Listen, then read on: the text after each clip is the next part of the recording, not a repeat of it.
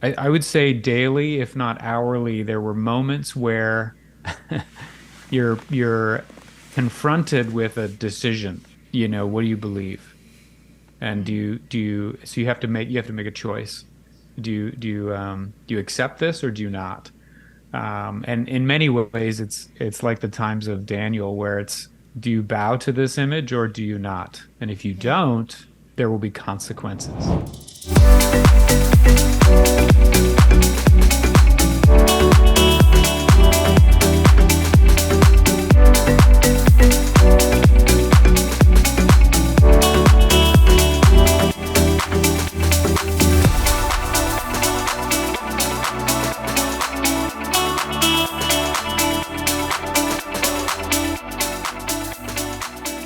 I'd love to hear from you guys about how, Paul, you were alluding to it, how, some of these conversations that you were having, whether it's, the misinformation or pulling the president off, or how do you wrestle with our core values of, integrity and honor and truth and just knowing that the gospel is the only truth, is the truth.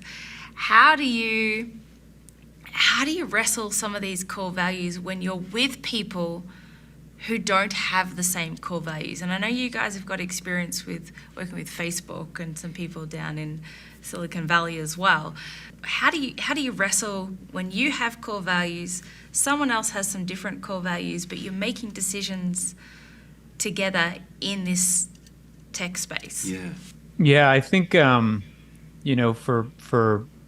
for me, I would say daily, if not hourly, there were moments where you're confronted with a decision.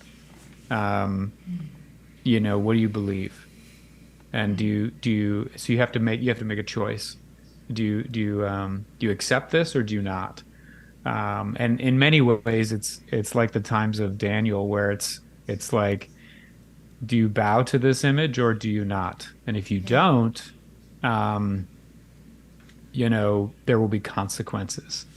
Maybe not direct consequences, but emotionally, socially, career advancement consequences. So, you're faced with these things like time and time again as you work through this. And I think in technology, there is a group of people within technology who are all searching for the right things. They're just looking in the wrong places for those things. And I think most people that I've experienced have like preconceived notions of what Jesus is all about. Um, and so love is patient. And so as you as you have relationships with people and talk with people about this thing that has changed your life, this person that's changed your life, you start to see people tend to go, oh, okay, I never really understood it to be how you described it. And so, I think people just don't know yet. They have yet to meet this beautiful person called Jesus. And I think it's a beautiful invitation. Um, but yeah, I mean, you mentioned the president. I mean, like that was a scenario where I don't even know if I'm allowed to talk about this, but I'll just share with you. It's like we were going through this process of, like, okay, we're thinking about removing President Trump from the platform. And I remember in that moment, just you ever get that Holy Spirit like conviction that like it just grips every fiber of your being, and you just have to. It's just an unsettled agitation in the depths of you, and I felt that. Um, mainly because I just felt like, is it right to do that? And I wrestled with it, and I just felt the prompting and I took it to prayer. I'm like, God, like this is like, what do I do with this scenario? Like, some people hate this guy, some people love this guy. We're making a decision to remove him from the platform. What is your will in this situation? And in prayer, I just felt the Lord say, like, you need to talk about this. You need to be a voice. You need to take a stand. And it was the most terrifying thing I'd ever done because I'm a Canadian. I don't have a horse in the voting race at all. But I think like I just felt in principle, like we as an organization deciding to remove a public figure, I didn't feel right about it. And I just had confirmation from the Holy Spirit. So I wrote a letter and I wrote a letter and I sent it to our board and I sent it to all of our company. And I don't know if you've ever used Google Docs, but it was a Google Doc and I sent it out to every single person in our company. And it was like that movie Jerry Maguire when he writes the, mission statement and then and it totally destroys his career at the company. I was like, this is my Jerry Maguire moment. I'm like writing this letter and I sent it out and in the Google Doc, I saw like 10,000 people viewing the doc. And I immediately started to sweat and go, oh no, what have I just done? And I basically said, this it's how did we make this decision? And I was holding our leadership to account on the gravity of the situation and the gravity of the decision we made. And so, all that to say, it was the scariest moment of my life. But I do feel like what it produced was a whole cohort of people that said, I actually agree with that. And I wasn't for or against it, but I was critiquing and interrogating the thinking behind it. And this idea that we have become the arbiters of truth, that is not our job. And so when there is a greater truth. And so, but prayer and seeking wisdom and counsel from the Holy Spirit in a moment like that. And I would say that maybe what doesn't get appreciated externally is the complexity of those decisions and how those decisions actually got made.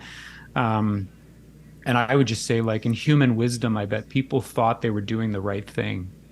And so it weighed on me just the importance of seeking, his counsel, his revelation, his wisdom, in a situation that is so many layers and complexity. And so, anyway, it was a humbling moment for me. But that's an example of, I think, just being prepared to have some moments of courage.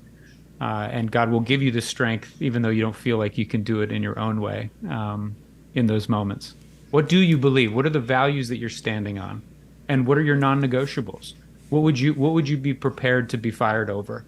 And most people are terrified of this idea of like, I can't speak up because my job's at stake. And so I'm just going to go with the flow. And so this idea of actually, what are your values? What do you believe to be true? Is there an absolute truth? Is there not? And if you know the answers to those questions and that you believe Jesus is the King of all kings and that God is with you and that you have nothing to worry about and you shouldn't fear man, then, let's go. So I think it what it instilled in me is this just sense of like, hey, we've only got this one shot at life here. Let's not bend over and just let the machine just roll over us. Let's actually stand up for the things we think to be true. And when you don't feel right about something, I think it's so easy and so commonplace to just kind of be silent. And it's really hard. There's so much inertia against a voice. And I think that's how the enemy works in these places. It will just be silent, be mute. There's too much at stake. There's too much risk to speak up in that moment. And I just feel God's calling us to do that, just to not be afraid and to know that He is with us and to know that, that despite anything that comes against you, that no weapon will prosper. And I think it's just be bold and courageous and to know that He's got this whole thing figured out and it's not in our hands.